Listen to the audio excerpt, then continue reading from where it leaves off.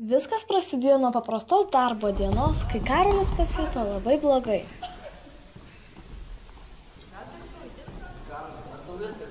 Nelabai. Kodėl tu čia gyvinėjai? Kaip nematai, kad plakatas pakabintas, mes į Vilnių važiuosim. Kaip be tavęs? Vėliau jo būklė pablogėjo. Vilnius!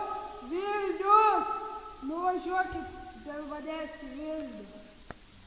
Mes dėl tavęs pasistengsim nuvažiuoti į Vilnių. Visi prižadėjo dėl jo pasistengti ir mokiniai pradėjo treniruoti.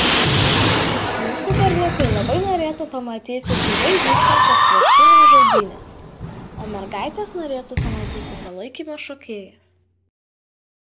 Aš dėl jūsų dorų ir jūsų pasagų pasveikau ir galiu važiuoti.